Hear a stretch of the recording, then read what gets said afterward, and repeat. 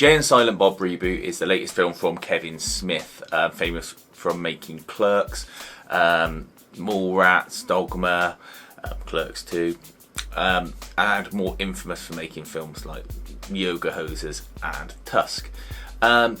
This is a film that hasn't had a wide distribution, and it's due to come out on home video on the 20th, everywhere. This follows his characters, Silent Bob and Jay, as they find out that their characters in the Viewer's universe, the sort of little universe where all Kevin Smith's characters live and operate, are having their film rebooted. Because in a previous film they had a film made about them because one of the characters had made a comic book out of them, and that got turned into a movie.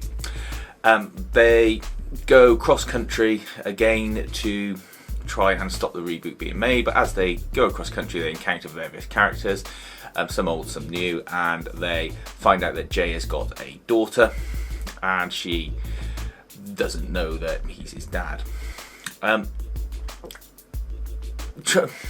This is a film that it's funny.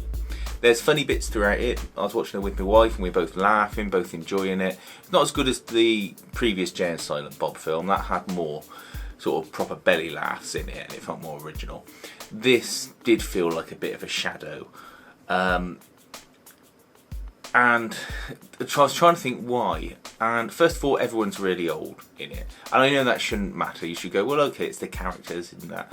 But it just looks a little bit tired, and I'm a big Kevin Smith fan. I listen to his podcasts. I think he's a very sort of charismatic and skilled raconteur, but this felt a little bit self-indulgent, and if there's any criticism to be had of it, I'd say that he's leaning too hard into making fun of himself and trying to, it's almost like sort of this fat kid mentality where you're trying to like own your problem and therefore stopping other people from making fun of yourself for the problem you've got, right? That way you stop other people from calling you out on it, which he does quite a lot.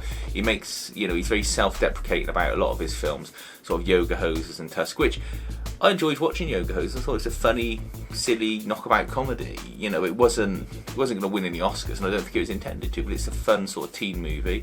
Same with Tusk. Was this a sort of ultimately silly premise? It actually had some quite sinister and scary scenes near the start where you've got the two main characters sort of in this creepy house and a story's being told. I thought that was really well shot and really well done and really well acted. Michael Parks was great in that, as was Justin Long. I think sometimes the trouble being, if you start self-deprecating too much, then it stops being sort of defensive and you actually start beating yourself down even more and you're giving the bullies sort of more ammo. And I think that's what he treads a very fine line of doing. This is filled with lots of cameos that you can have fun spotting and are enjoyable. A particular standout one is obviously Ben Affleck, because he had a history of not problems, but there's sort of a well-known separation between the two, and now they've got back together and being friends again, and that was sweet and nice. But cameos in themselves shouldn't make the movie. It's enjoyable, it's fun to watch. There are sweet spots in it. The best bits I found for the film itself were when Jay is being a dad and he's in the car and his daughter is doing all the things he would have done, and he's saying, well, you don't want to do that, you don't want to smoke weed, you want to do this, you don't want to hang out outside this shop. And it's really sweet, it's really well done, and you can see that Jason Mewes is doing a really good job getting that across, and I just thought that was really sweet and nice. Jokes are silly, childish and funny, which is what you're expecting going into this film, so that's fine.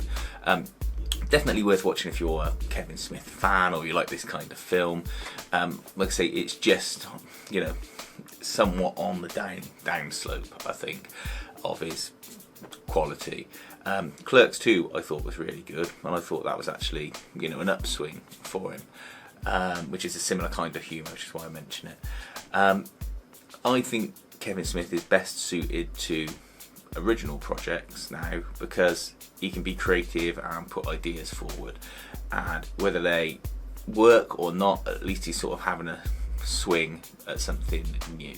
But this, yeah, give it a watch, and stay throughout the credits because you can see a lot of deleted scenes all through the credits that are really fun, and it also explains why some of the scenes when you're watching them in the actual film seem cut short, because there are a couple of edits, not a lot, but a couple where you go, whoa, that just suddenly stopped and moved to another scene, and you can see it's because he took out the bits that he's then showing in the credits, and whether or not you think they should have been left in the film is up to you, but it was enjoyable to have those running over the credits, and it reminded me of a sort of 80s style comedy when you used to have that going on quite a lot.